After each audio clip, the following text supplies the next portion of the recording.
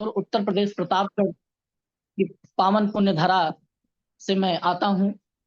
और इस सिस्टम को पिछले 20 महीने हो गया लगातार अपने गुरुदेव आदरणीय कमलेश सर की उंगली पकड़ करके सीख रहा हूं। उनके चरणों में नमन करते हुए, उनको प्रणाम करते हुए, जो कि मेरे लिए एक रोल मॉडल है, रोल मॉडल ही नहीं है। सचिन तेंदुलकर के लिए जितना आचरेकल का रोल है, चंद्रगुप्त के लिए जितना चाणक्य का रोल है, मुझे भी बनाने में उनका वैसा ही रोल है। मैं ऐसे गुरु को एक बार नमन करता हूं, उनको प्रणाम करता हूं।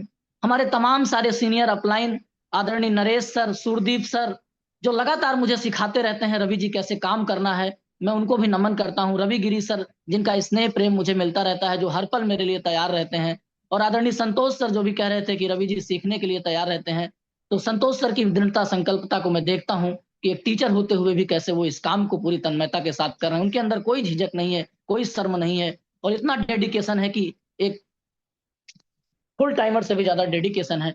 मैं सबको देखता रहता हूँ, Yogesh sir, Mukesh sir, Girdhari sir, तमाम सारे जो मेरे सीनियर अपलाइन है, आप सबका, विनोद जी आपका, और तमाम सारे जूम के साथी, मेरी स्पेशली मेरी टीम के साथी, मैं आप सबका बहुत बहुत आभार करता हूँ, बहुत बहुत प्रेम करता हूँ, धन्यवाद व्यक्त करता हूँ कि आप सब आज इस जूम सेशन में समय निकाल कर आए।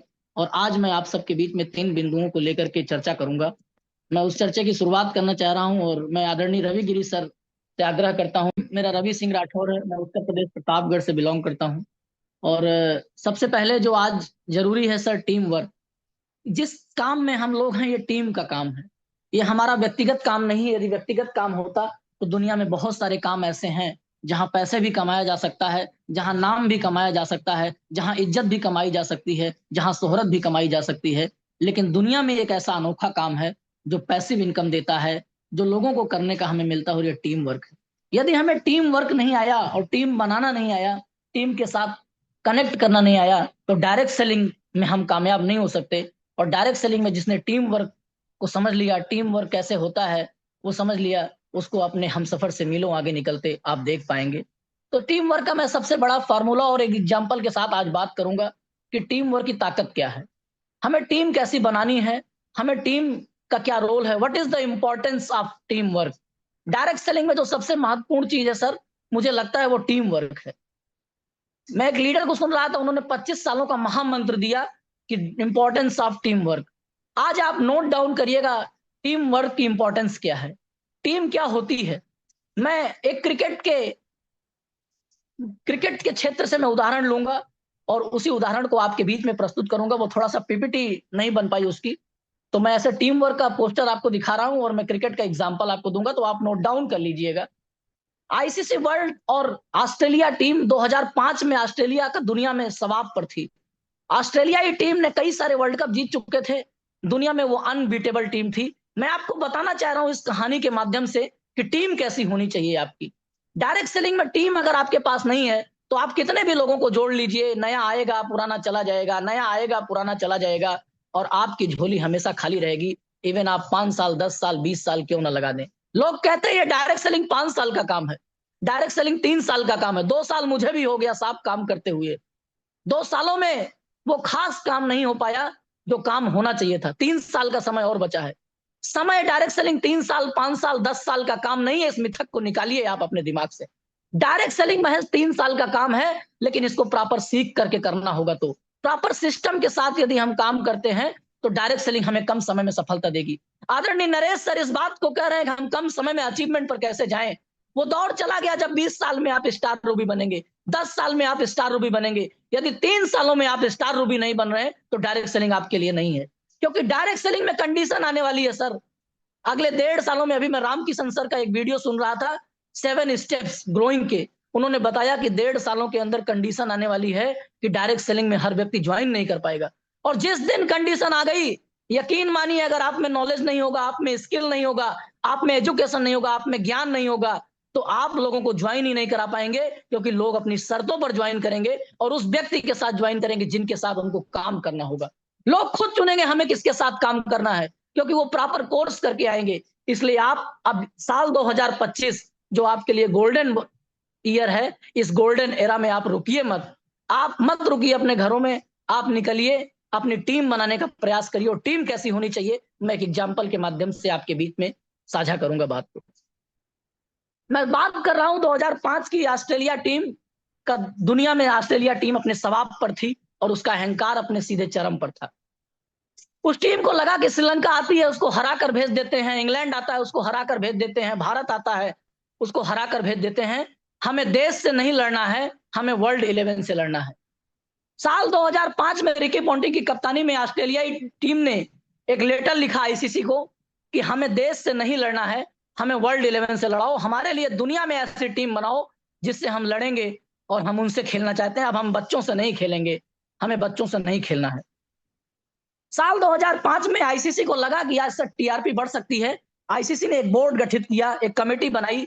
उस कमेटी में 6 लोगों की एक कमेटी बनाई जिसमें सुनील गावस्कर भारत से, अक्सर इंग्लैंड से, रिचर्ड हेडली न्यूजीलैंड से, क्लाइव वेस्टइंडीज से, रूट साउथ अफ्रीका से और चतुरंगा डी सिल्वा श्रीलंका से। इन 6 लोगों की एक कमेटी बनी और इस कमेटी ने तय किया कि वर्ल्ड 11 में कौन कौन से लोग होंगे और दुनिया के सभी देशों से एक टीम बनाई गई जिस टीम का नाम मैं पीपीटी में नहीं दे पाया हूं, मैंने नोट डाउन किया है और मैं आपके बीच में वो बात बोल रहा हूं। 3 महीने की रिसर्च के बाद एक ऐसी टीम, एक मजबूत टीम बनकर के आई इन 6 लोगों के जो अपने अपने क्षेत्र में लीजेंड थे। सुनील गावस्कर, क्लिंटॉफ, रूट, डी सिल्वा, इन सब ने मिलकर के एक टीम बनाई और उस वनडे का स्क्वाड ये है: अफरीदी, शोएब अख्तर, गिब्स, कैलिस, लावा, मुरलीधरन, पीटरसन, पोलाक्स, संगकारा, सहवाग, तेंदुलकर, विक्टोरी। ये वनडे का स्क्वाड बना वर्ल्ड 11 का। बहुत खतरनाक टीम। सचिन तेंदुलकर अकेले पूरी टीम पर भारी, संगकारा अकेले पूरी टीम पर भारी, ब्रायन लारा अकेले पूरी टीम पर भारी।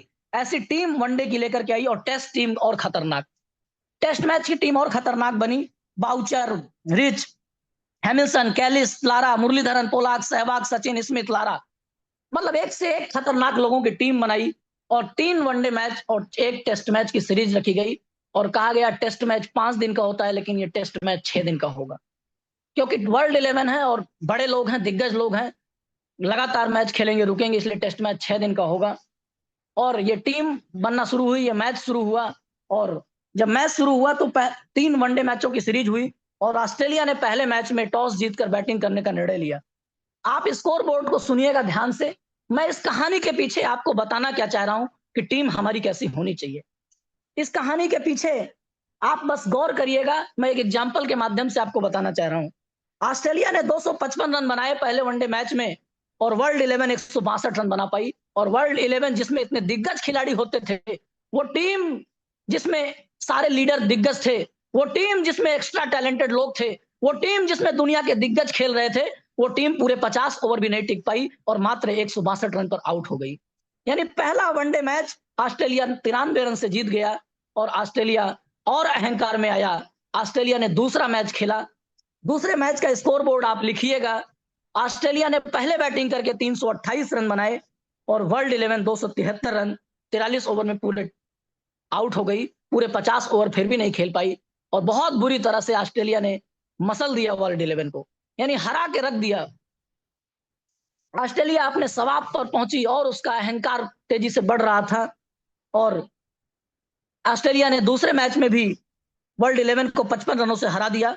और तीसरा मैच जब हुआ तो ऑस्ट्रेलिया 293 रन 5 विकेट पर बनाया और वर्ल्ड 11 137 पर फिर आउट हो गया और करो या मरो की लड़ाई में भी 153 रन से ऑस्ट्रेलिया जीत गया। यानी वर्ल्ड 11 को 3-0 से क्लीन स्वीप कर दिया। ऑस्ट्रेलिया ने उनको एकदम से रगड़ दिया, हरा करके उनको भेज दिया। लेकिन जब बात आई टेस्ट मैच की तो वर्ल्ड 11 को लगा कि सारी तीनों वनडे मैच की हार का बदला हम इस टेस्ट मैच से लेंगे। और जब टेस्ट मैच का स्कोर आया तो ऑस्ट्रेलिया ने पहली पारी में 345 रन बनाए और वर्ल्ड 11 199 रन पर आउट हो गई।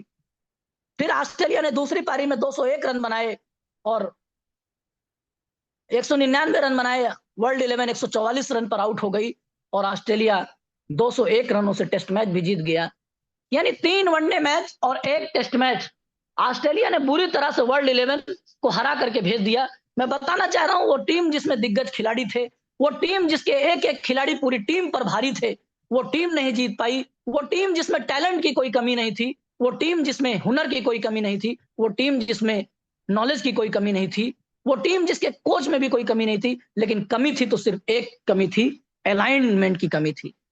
जब 3 वन टेस्ट मैचों के बाद, 3 वनडे मैचों के बाद, एक टेस्ट मैच के बाद जब ऑस्ट्रेलियाई टीम और बीसीसीआई से पूछा गया कि वर्ल्ड 11 में इतने हुनरदार खिलाड़ी होने के बाद भी वो हारे क्यों, तो ऑस्ट्रेलिया टीम के कप्तान, ऑस्ट्रेलियाई टीम की ओर से मैसेज आया कि हम टैलेंटेड लोग नहीं, हमारी टीम ऐसी होनी चाहिए जो अलाइंड होनी चाहिए, आपस के 5-6 लोगों में इतनी अच्छी बाउंडिंग होनी चाहिए कि हम जो काम कर रहे हैं, यानी हम जो बोलें वो काम अगला समझ जाए, इशारों इशारों में हमारी समझ होनी चाहिए।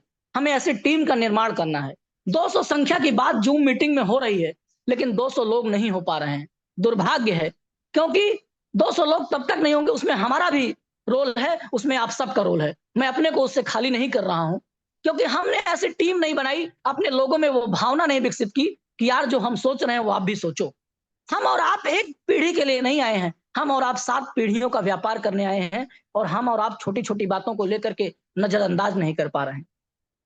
ये टीम का जो मैसेज आया कि हमें अलाइंड पीपल बनाना है, हमें ऑर्डिनरी पीपल को ढूंढना है और उसको अलाइन करना है। लोग सोचते हैं हमारी टीम में टैलेंटेड लोग आ जाएं, हमारी टीम में एक्स्ट्रा ऑर्डिनरी लोग आ जाएं, हमारी टीम अपने आप चल जाएगी। ऐसा कभी नहीं होगा दोस्त। आपकी टीम में साधारण लोग आएंगे, साधारण लोग इन द सेंस उनकी प्रोफाइल हो, उनमें सीखने का गुण हो, उनके अंदर एजुकेशन हो, और वो आपकी बात मानने को तैयार हो जाए। शुरू में तो बात नहीं मानेंगे, लेकिन आप उनको बात मनवाने के लिए अपनी अपलाइन का सहारा लीजिए। आप उनको अपनी बात मनवाने के लिए सिस्टम का सहारा लीजिए, क्योंकि as a third party approach बहुत काम आएगी आपके। आपकी बात मानने में हो सकता है मैं छोटा हूं, हमारी टीम में 40 साल 50 साल का कोई व्यक्ति आ रहा है, उसके अंदर एक ईगो है, अहंकार है, यार ये तो बच्चे हैं, ये तो 24 साल का एज का लड़का है, 22 साल का लड़का है, 20 साल का लड़का है, मैं इसकी बात क्यों मानूं। बहुत सारे लोग ऐसे मिलते हैं समाज में, क्षेत्र में, जो कहते हैं जितने तुम्हारे बाल हैं उतने तो मेरी उम्र हो गई, ये हुआ वो हुआ। लेकिन आपका नॉलेज अगर आपके बैंक बैलेंस को नहीं बता रहा है, तो आप केवल लाइबिलिटी हैं, एसेट्स नहीं है। आप दिमाग से निकाल दीजिए इस बात को, आपने कुछ किया है जीवन में। आप जिस चीज को देखना चाहते, जिस चीज को पाना चाहते हैं, अगर उसको लेने में आपको 10 बार विचार करना पड़ रहा है, तो ऐसी नॉलेज को आप कूड़ेदान में फेंक दीजिए। ऐसी नॉलेज किसी काम की नहीं है। मैं डिफिनीशन ऑफ विनिंग टीम की डिफिनीशन देना चाहता हूं आपको, आप नोट डाउन कर लीजिएगा। Winning is not about talented team, it's about aligning ordinary people. Winning is not about talented team, it's about aligning an ordinary people. Winning team एक और टैलेंटेड टीम का उदाहरण नहीं है, हमें एक ऑर्डिनरी और अलाइंड पीपल चाहिए। ये मैंने ऑस्ट्रेलिया और इंडिया के मैच, ऑस्ट्रेलिया और वर्ल्ड 11 के मैच के एग्जाम्पल के माध्यम से आपको समझाया। जो लोग क्रिकेट मैच में अपनी रुचि रखते होंगे, उनको ये चीज बेहतर समझ में आई होगी। आप सबको मुझे विश्वास है कि कैसे टीम बनाना है, हमें टीम को कैसे काम करना है, और टीम के एक स्वर में होनी चाहिए, यानी आपस के जो 4-5 लोग ऊपर के लोग हैं, उनमें ऐसी बॉन्डिंग हो, उनमें ऐसा कोलैबोरेशन हो, उनमें ऐसा चीज हो कि जो एक सोचे वो पांचों सोचे, तब ये बिजनेस दुगनी गति से बढ़ सकता है। मैंने बहुत मंथन किया कि बिजनेस, यार हम तो बहुत तेजी से चल रहे हैं, हम तो अपनी पूरी ऊर्जा लगा दे रहे हैं, जो हमारे बस में नहीं हम उसको भी करने का प्रयास कर रहे हैं, लेकिन हमारी टीम क्यों नहीं चल पा रही। क्योंकि 1.5 सालों में ये बात समझ में आई कि ये काम हमारे अकेले का नहीं है, ये काम टीम का है। आप लीडर पे लगो, आप ज्वाइनिंग पे लगे हैं, ज्वाइनिंग कराइए, लेकिन आप लीडर विकसित करने का काम करिए। मैंने अपने अपलाइन, अपने कोच, अपने मेंटर आदरणीय कमलेश सर से कहा कि मैं ऐसे सोशल प्रोफाइल के लोगों को खोज रहा हूं, आपको सिर्फ एक काम करना है सर, उस आदमी पे 10 घंटे लगाना है, उस आदमी पे 12 घंटे लगाना है, उससे ऐसे रिश्ते बना लेना है, क्योंकि मुझे पता है रिश्ते निभाने में सर से ज्यादा माहिर कोई नहीं है। रिश्ते मुझसे ज्यादा बेहतर वो निभाना जानते हैं, कनेक्ट मुझसे ज्यादा बेहतर वो करना जानते हैं। मुझे विश्वास हो गया कि मैं आपसे मिलवाऊंगा और आप ऐसी टीम बना देंगे, जो टीम अपने आप दौड़ेगी और काम होगा। हमें टीम पर काम करना है, हमें टीम से काम लेने आना चाहिए, हमें उसके साथ मिलकर के पारिवारिक संबंध बनाने पड़ेंगे, और हमें प्रोफेशनलिटी के साथ साथ पर्सनल रिलेशन बनाना पड़ेगा। बहुत सारे लीडरों को मैं देखता हूं, हमारी भी यूनिवर्सिटी में बहुत सारे लीडर हैं जिनसे हम बहुत ज्यादा बातें नहीं कर पाते, अपनी निजता को नहीं बता पाते हैं। ऐसे तमाम सारे लीडर हैं जो काम तो आपके साथ करते हैं, लेकिन जब उनको सजेशन और राय लेनी पड़ती है तो किसी दूसरे से लेते हैं। साहब अगर वो दूसरे से राय ले रहे हैं तो आपके साथ उनका काम करना बेकार है। यदि आपसे वो खुलकर बात नहीं कर पा रहे हैं, तो आप मानिए आप एक ऐसे लोगों के बीच में काम कर रहे हैं जो आपको लंबा नहीं ले जा पाएंगे। और इस सिस्टम में 2 ही वो व्यक्ति ऐसा होगा, मैं दिनेश चौधरी सर को सुन रहा था, इस सिस्टम में 2 ही वो ऐसा व्यक्ति होगा, जब आप स्टार रूबी बनेंगे तो वो 2 व्यक्ति ही आपको स्टार रूबी बनाएगा, वो 2 व्यक्ति ही आपको डायमंड बनाएगा, वो 2 व्यक्ति ही आपको क्राउन डायमंड बनाएगा, वो 2 व्यक्ति ही आपको इंडस्ट्री के शिखर पर लेकर जाएगा। लेकिन उन 2 व्यक्तियों को चुनिए, नहीं है तो निकलिए, उन 2 व्यक्ति को अपना बनाइए। मैं आज बहुत इस चीज को सोचने के बाद मैं इतनी गर्मजोशी से आपके बीच में बात कर रहा हूं, क्योंकि हम उन 2 का चयन नहीं कर पा रहे हैं। हम भीड़ इकट्ठा करने में लगे हैं। आप भीड़ इकट्ठा करिए, लेकिन 2 लोगों से जीने और मरने का संबंध बनाइए दोस्त। जो लोगों के सुख और दुख में खड़े हो जाइए अगर आपको कामयाब होना है, वरना इंडस्ट्री से आउट हो जाइए। यदि 2 लोगों के सुख दुख में काम में आप खड़े नहीं हो पा रहे हैं, तो आप इस इंडस्ट्री से आउट होइए। मैं दिनेश चौधरी सर, थोड़ा लंबा सेशन जाए 10 मिनट तो आप रुकिएगा जरूर।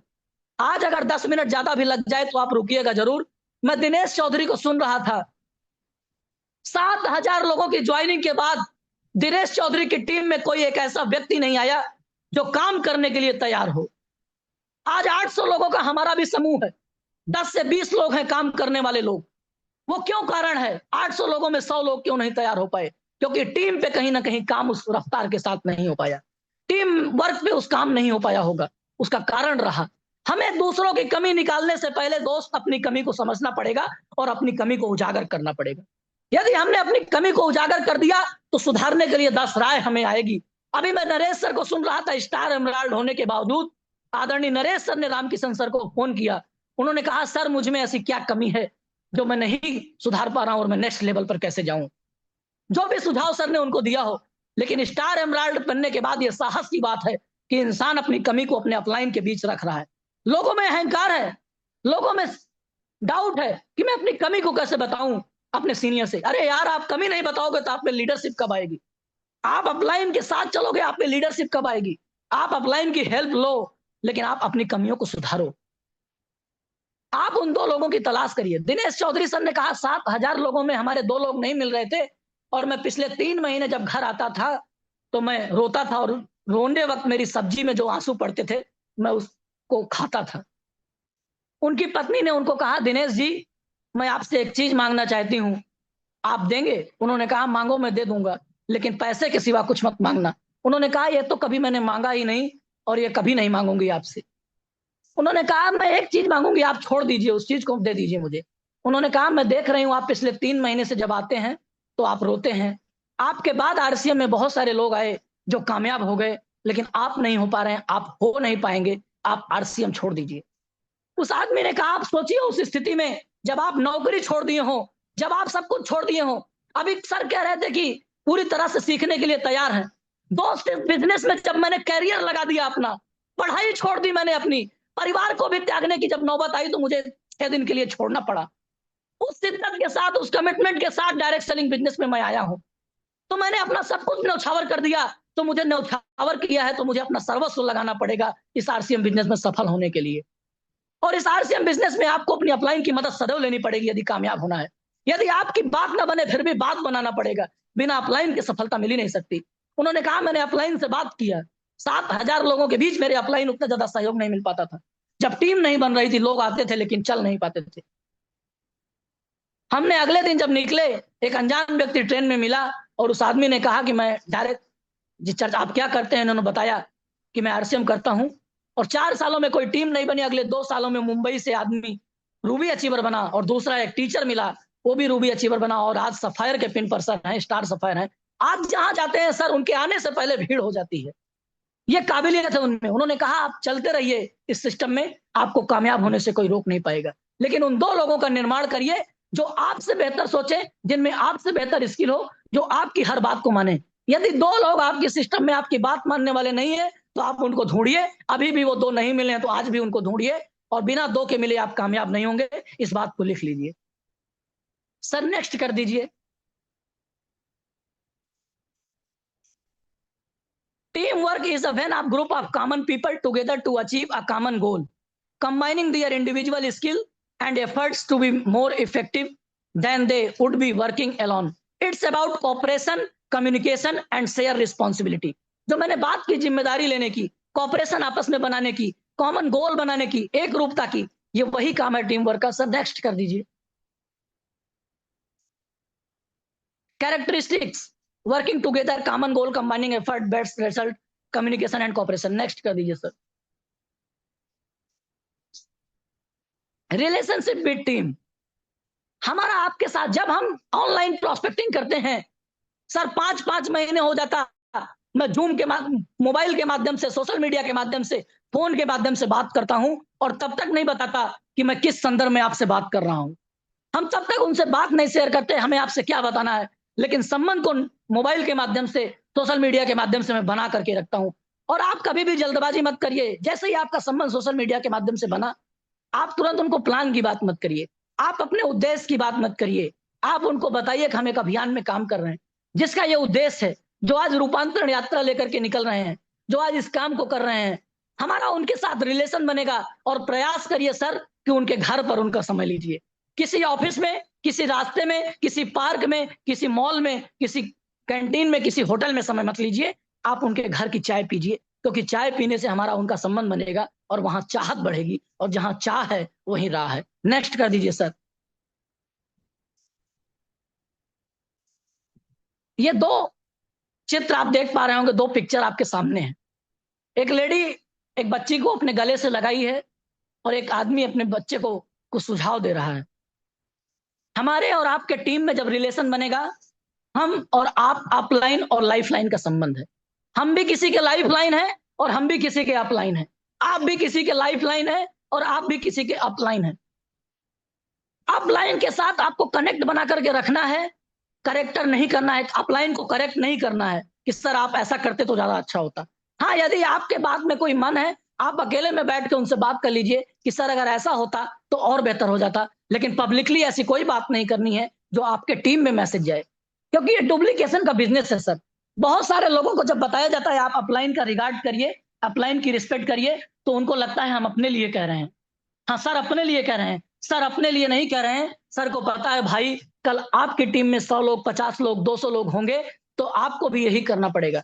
और यदि आप अपनी अपलाइन का रिगार्ड नहीं करेंगे, आप अपनी अपलाइन की बात नहीं मानेंगे, तो आने वाले लोग भी आपकी बात नहीं मानेंगे। जैसे ही हमारी टीम 100, 50, 20, 10, 20 लोगों की होती है, हमारे अंदर एक गुण आ जाता है पिता वाला।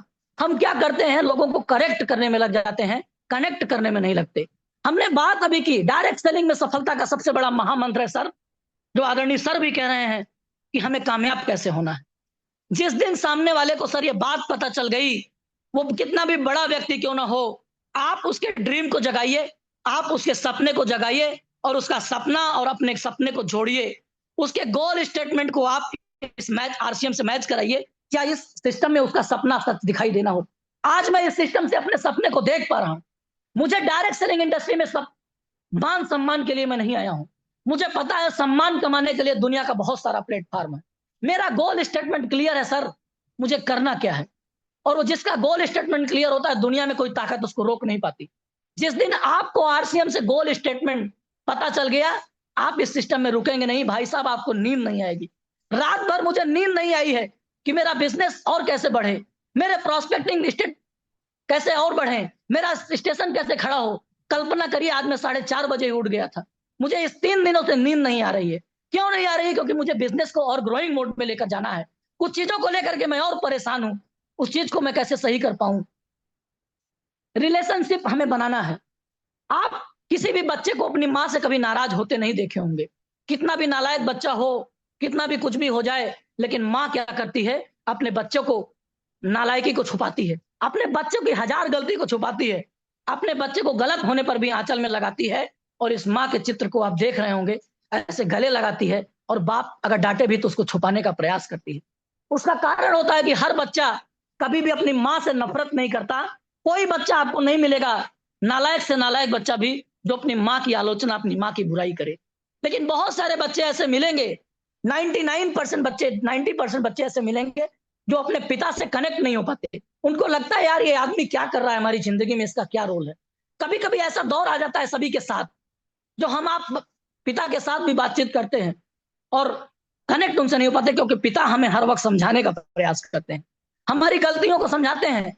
आल तो वो गलत नहीं होते, लेकिन वो गलत इसलिए नहीं होते क्योंकि उन्होंने परिवार को देखा, मैनेजमेंट करते हैं परिवार का। हम दुनिया को नहीं जानते, वो हमें लेकिन बताने का उनका तरीका गलत होता है। उनका जो तरीका होता है वो गलत होता है बताने का। इसके कारण लोग पिता से कनेक्ट नहीं हो पाते और पिता करेक्ट करने में लगा होता है। हमें माँ के जैसे रोल में आना है। यदि आप अपनी डाउन लाइन के साथ, मैं इस वक्त गलत शब्द का प्रयोग कर रहा हूं, लाइफ लाइन के साथ, डाउन लाइन और यहां शब्द ही नहीं होता, यहाँ लाइफ लाइन होता है, जो हमारी लाइफ लाइन का मतलब जो लाइफ को चेंज कर दे। और बिना टीम के आप कुछ है ही नहीं है डायरेक्ट सेलिंग में। डायरेक्ट सेलिंग में आपको कामयाब होना है तो टीम का साथ लेना पड़ेगा। हमारी लाइफ लाइन के साथ यदि हमारे माँ के जैसे रिश्ते नहीं बन पा रहे, आपकी उम्र भले ही कम हो, किसी की उम्र 40 साल है, 60 साल का व्यक्ति उसकी टीम में ज्वाइन कर रहा है, आप तो उससे कम हुए ना उम्र में, फिर भी आपको उसके साथ माँ के जैसे रिलेशन में आना है, भाई के जैसे रिलेशन में आना है, प्रेम करना है। एक बड़े बुजुर्गों की तरह उनसे प्रेम करिए। आप जो भी रिश्ता बना पाइए उनसे रिश्ते बनाइए और रिश्ते को निभाने का प्रयास करिए, क्योंकि एक मजबूत रिश्ता आपको 100 साल तक टिका के रखता है, क्योंकि 100 दिमागों से भरा एक प्यार भरा दिल होता है। ये सतीश पंडित जी ने कहा था। नेक्स्ट कर दीजिए sir. Support and guidance, care and mentorship, love and respect, trust and security, encouragement and motivation. आपकी टीम को आप पर ट्रस्ट होना चाहिए। बहुत गंभीर मुद्दा है इन 5 मुद्दों में, ट्रस्ट यानी विश्वास। आज मुझे अपने सीनियर अपलाइन और अपनी अपलाइन पर विश्वास है, मुझे मेरे कोच पर विश्वास है, तब मैं 100% सरेंडर किया। आचार्य चाणक्य को जब चंद्रगुप्त मांग रहे तो उनकी मां को शहादत पर जाना पड़ा, अपनी वीर गति को प्राप्त होना पड़ा, अपने को समाप्त करना पड़ा। कोई मां अपने बेटे को कामयाब बनाने के लिए कैसे अपने को समाप्त कर सकती है? क्योंकि उस मां को विश्वास हुआ कि आचार्य मेरे बेटे को सही दिशा में ले जा रहे हैं। जब सर मुझे आज के 7 साल पहले मुझे मेरे घर से ले जाते थे तो परिवार के अन्य लोग, समाज के लोग भी ताना कसते थे कि बालक को लेकर टहल रहे हैं। लेकिन मेरे माता पिता ने भी विश्वास किया, मैं उनको भी महान कहूंगा, जिन्होंने पिछले 7 सालों से एक बालक को कमलेश गिरी सर के उंगली में हाथ पकड़ के चला दिया। आज वो कहीं ले जाते हैं, मेरे माँ बाप कभी ये पूछते नहीं कि आप कहाँ लेकर जा रहे हैं, क्योंकि उनको विश्वास है। उनको विश्वास है कि मेरे बेटे को उनके ऊपर विश्वास है। ये विश्वास पैदा करिए आप अपनी टीम पर। यदि आप अपनी टीम पर विश्वास नहीं पैदा कर पा रहे हैं तो आपके साथ वो लंबा नहीं टिकेंगे। उनको ट्रस्ट होना चाहिए। आपने अगर टाइम दे दिया कि इतने बजे 5 बजे मैं आपसे मिलूंगा, you do it at any cost. आप कैसे भी करिए लेकिन करिए। और आप देखिए अपने बिजनेस में कौन वो लोग हैं जो आप पर विश्वास करते हैं, कौन वो लोग हैं जो आपका रिगार्ड करते हैं, कौन वो लोग हैं जो आपका रिस्पेक्ट करते हैं, कौन वो लोग हैं जो आपसे डेली बात करते हैं। ऐसे लोगों को सेलेक्ट करिए। डायरेक्ट सेलिंग सबसे नहीं हो पाएगी। डायरेक्ट सेलिंग सिलेक्टेड लोगों का काम है, लीडरशिप का काम है, डुप्लीकेशन का काम है, पैसिव इनकम का काम है। आप सेलेक्ट करिए ऐसे लोगों को, क्योंकि जिंदगी आपकी छोटी पड़ जाएगी अगर आप दूसरों की गलतियों से सीखेंगे तो। सर अभी एक चीज को लेकर के मुझसे परेशान रहते हैं कि यार टीम में पुरुषों की प्रोस्पेक्टिंग अधिक करो, क्योंकि वो पुरुष रात 12 बजे भी दौड़ेगा। हमने कहा ठीक है सर, मैं ऐसे ही लोगों को अब लेकर के आऊंगा, क्योंकि अगर हम दूसरों की गलती से सीखेंगे हमारी जिंदगी छोटी पड़ जाएगी। और यहाँ जिंदगी बनाने हम आए हैं, हम समय गंवाने नहीं आए हैं। ये जिंदगी बनाने का काम है सर। डायरेक्ट सेलिंग से ज्यादा पाक साफ दुनिया का कोई बिजनेस नहीं है। आप इस बिजनेस को हल्के में ले रहे हो। 1 साल जिसने इस बिजनेस को हल्के में ले लिया, कामयाबी 200 कदम उसके दूर चली जाएगी। डायरेक्ट सेलिंग में वही लोग, आज आप सोचिए जो 20 साल पहले हैं, आज जब नेक्स्ट जनरेशन का प्रोग्राम होता है तो मुकेश कोठारी की बेटी संचालन करती है। आज जब नेक्स्ट जनरेशन का प्रोग्राम होता है तो सुरेंद्र वक्स का बेटा आगे आता है। क्यों आते हैं? क्योंकि 20 साल पहले उन्होंने डायरेक्ट सेलिंग को अपने दिमाग में लिया। आज फिल्म इंडस्ट्री में कौन टॉप पर है जो उस जगत में गए? आज दुनिया के राजनीतिक क्षेत्र में उनके बेटे सांसद बन रहे हैं, उनके बेटे विधायक बन रहे हैं। क्यों? क्योंकि जब लोगों ने राजनीति को गलत कहा तो उनका परिवार आगे निकला, लोगों की मदद की, राजनीति को गले लगाया, डंडे सहे, समाज में धरने प्रदर्शन किए, विरोध झेला, गाली झेली, उसके बाद आज लीडरशिप में कामयाबी पर गए। और आज अपने बेटे को जब सांसद बनाते हैं तो लोगों को दर्द होता है कि सांसद का बेटा सांसद बनेगा, विधायक का बेटा विधायक बनेगा। अरे क्यों नहीं बनेगा? क्योंकि उनके बाप ने 20 साल पहले, 25 साल पहले इस फील्ड में धक्के झेले हैं साहब। आप धक्के झेलो अगर आप अपनी पीढ़ी को उस फील्ड में ले जाना चाहते हो तो। अभी भी मौका है, समय गया नहीं है, क्योंकि डायरेक्ट सेलिंग अभी स्टार्ट हुई है। और एक आखिरी मुद्दा, जिस मुद्दे को लेकर के डायरेक्ट सेलिंग में 21वीं सदी में अगर फास्टेस्ट ग्रो करना है तो टेक्नोलॉजी पे आना पड़ेगा। अगले 10 मिनट में टेक्नोलॉजी पे आपसे बात करूंगा। नेक्स्ट कर दीजिए सर।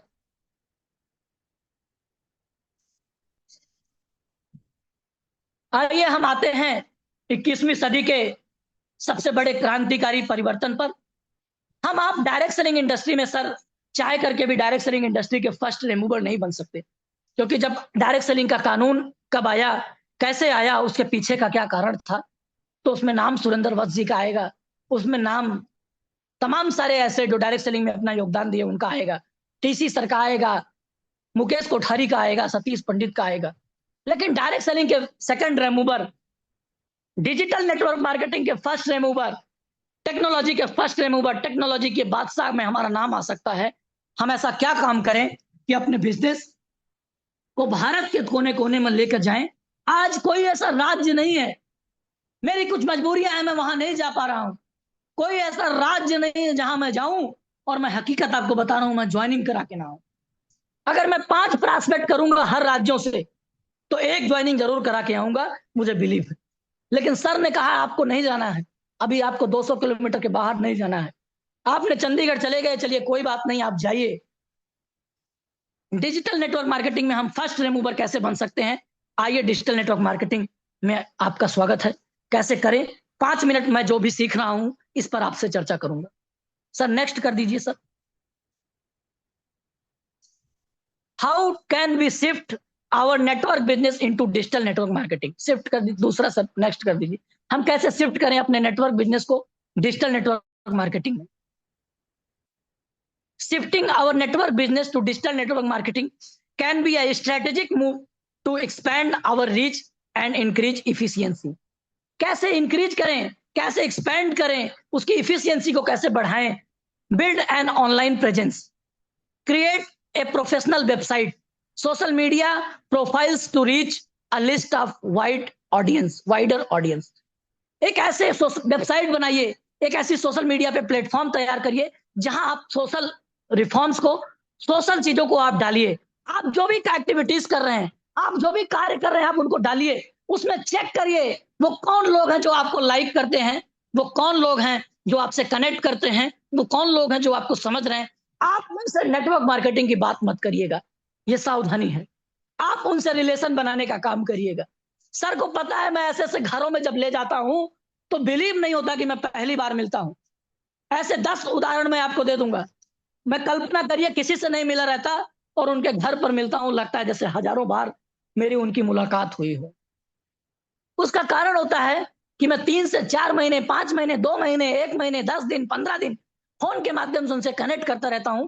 आप उनको फ्रेंड रिक्वेस्ट भेजने का प्रयास करिए, आप उनको मैसेज भेजने का प्रयास करिए, सर आप कैसे हैं, क्या हालचाल है। यदि उनके नंबर हैं तो आप उनसे कनेक्ट करने का नंबर के माध्यम से प्रयास करिए और उनसे मिलने का प्रयास करिए। मिल करके उनसे हो सके तो उनसे मिल करके अपनी बात करिए। दूसरा है digitalise your products and services. आप अपने प्रोडक्ट्स के बारे में उनसे चर्चा करिए, डिजिटलाइजेशन करिए। Offer product services on social media platforms that can be easily shared. RCM के बहुत सारे जो नए प्रोस्पेक्ट कर रहे हैं उनको भी, जो आपके साथ ऑलरेडी जुड़ चुके हैं उनके साथ भी। आप आरसीएम की वेबसाइट है, आरसीएम का फेसबुक पेज है, आप उनको उस फेसबुक पेज को फॉलो करवाइए। बहुत सारे लोग ऐसे टीम में हैं जो ऑनलाइन चीजों को चलाते हैं, ऑनलाइन मीशो से, अमेजोन से, तमाम सारे प्लेटफॉर्म से अपना सामान आज भी मंगवाते हैं।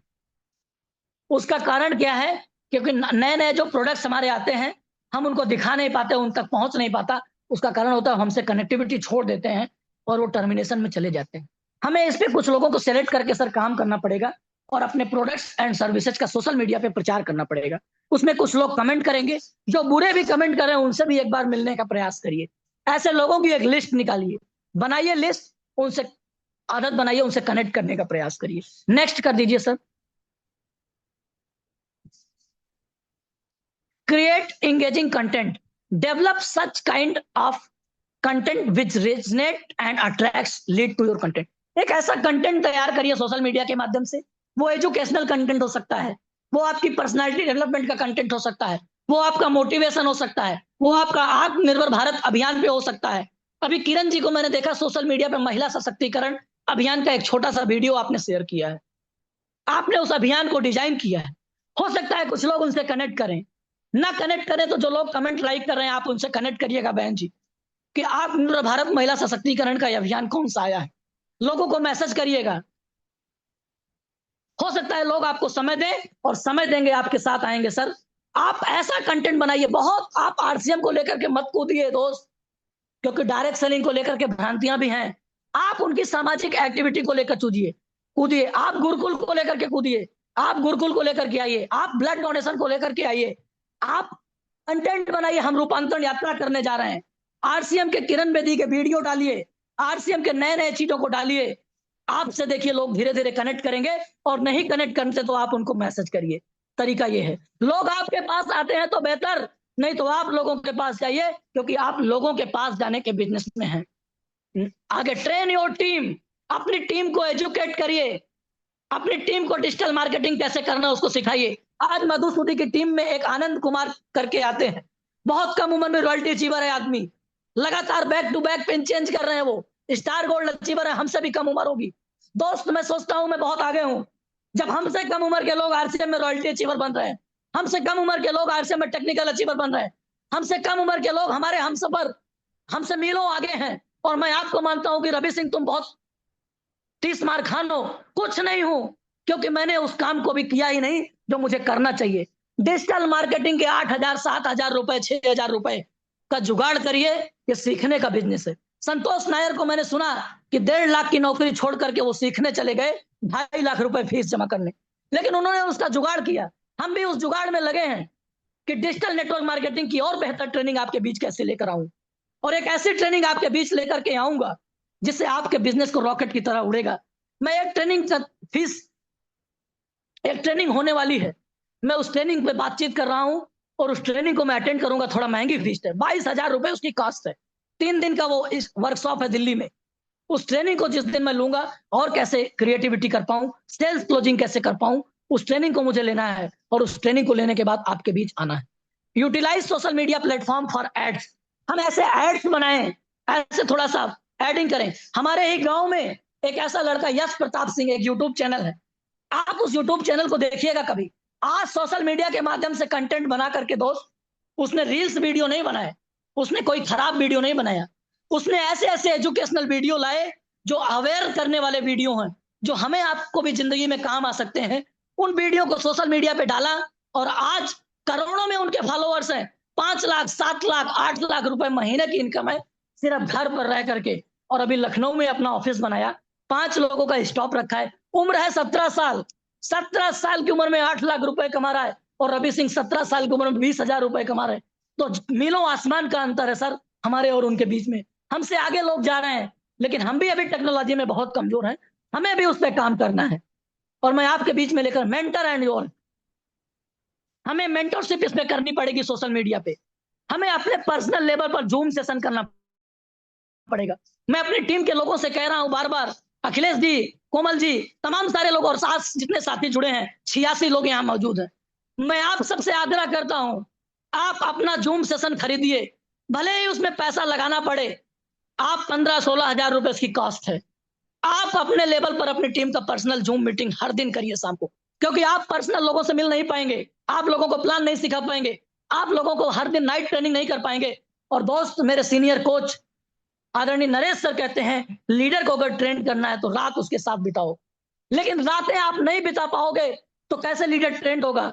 यदि रात नहीं बिता पा रहे हो, रात में उसको जूम पर लो, 2 घंटे उसको ट्रेंड करो, उससे बोलो कि सर आज 2 घंटे आपके साथ मैं जूम सेशन करना चाह रहा हूं, क्या आप मेरे साथ आएंगे।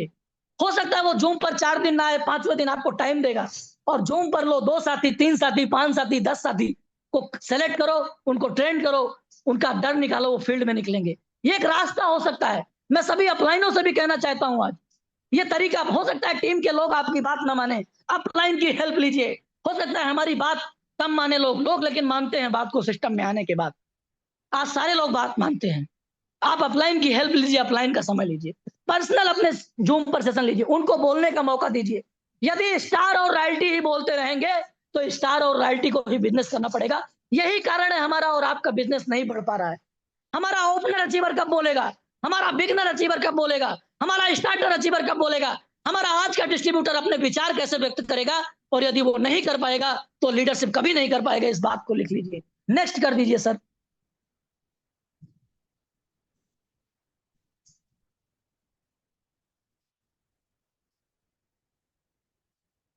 ये सब स्टेप्स हैं जिनको मैंने बताया, आपको फॉलो करना है। अंत में मैं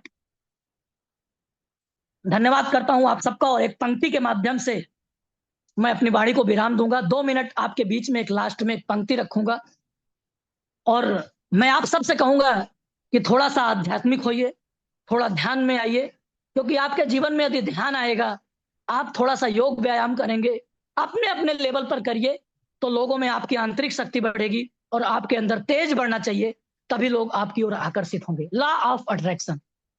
मैं बहुत सारी पंक्तियों को पढ़ता रहता हूं। आज सुबह ही मैं एक पंक्ति को पढ़ रहा था, रश्मि रथी। तमाम सारे कवि हुए, साहित्यकार हुए, जिन्होंने हमारे जीवन में हमें आगे बढ़ने के लिए प्रेरणादायी पंक्तियों के माध्यम से हमें प्रेरित किया। मैं 4 लाइन की पंक्ति आपके बीच में निवेदित करूंगा और आप उस पंक्ति के माध्यम से समझिएगा मैं कहना क्या चाह रहा हूं। आप सबको मेरा एक मैसेज है।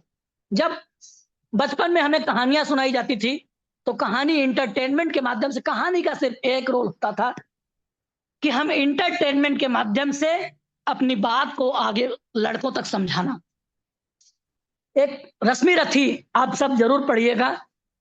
मैं उस कहानी को बताना चाहता हूं। एक कहानी है, एक पंक्ति है, पंक्ति 4 लाइन की वो पंक्ति है।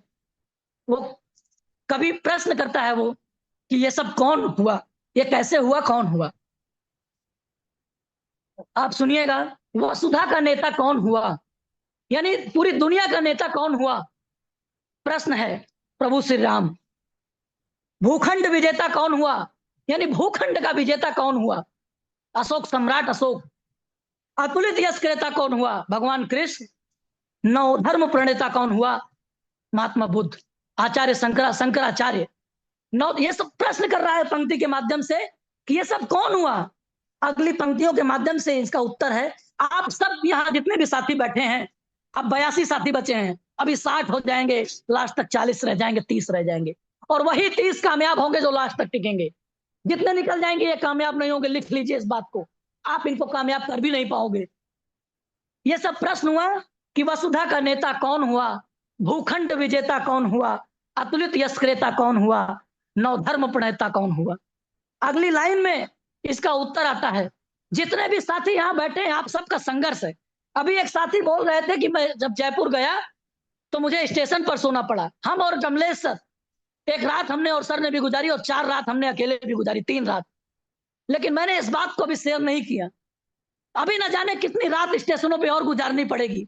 हर जगह रुकने की व्यवस्था नहीं हो पाएगी आपकी, लेकिन आप उसके लिए तैयार रहिए। और जीवन में हमारे गुरु, मैं जब तैयारी कर रहा था सिविल सर्विस की, तो अवध ओझा सर ने मुझे एक बात बताई थी कि रवि जी, आपको संघर्ष में मजा लेना अगर आ गया तो आपको जीतने से कोई रोक नहीं पाएगा। प्रभु श्री राम को संघर्ष करना पड़ा, भगवान से दोस्ती थी अर्जुन की, लेकिन अपने हिस्से का उनको संघर्ष खुद करना पड़ा। और राहुल गांधी जो राजनीति के शिखर खानदान में पैदा हुए, प्रधानमंत्री जिसके खानदान में प्रधानमंत्री हुए, आज प्रधानमंत्री बनने के लिए उनको संघर्ष करना पड़ रहा है। न्यूटन ने 3 नियम दिया, चौथा नियम उस आदमी ने नहीं दिया, तो ओझा सर ने कहा हमें बताया, मैं दे रहा हूं। संघर्ष के बिना सफलता मिल ही नहीं सकती। यह न्यूटन का अकाट्य और चौथा नियम है। आप लिख लीजिए इसको। अगली लाइन में उत्तर दिया कि ये सब कौन हुआ, वसुधा का नेता कौन हुआ, भूखंड विजेता कौन हुआ, नवधर्म प्रणेता कौन हुआ। तो उत्तर कह रहा है, उत्तर इसमें है, जीवन में जिसने आराम का त्याग किया, जीवन में जिसने आराम का त्याग किया और विघ्नों में रहकर काम किया। विघ्न मतलब संघर्ष।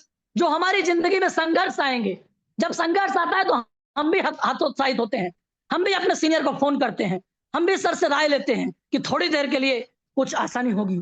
जीवन में जब विघ्न हमें आता है, सोते से हमें जगाता है, तन को मरोड़ता है पल पल, मन को झकझोरता है पल पल कि कैसे आगे बढ़ना है।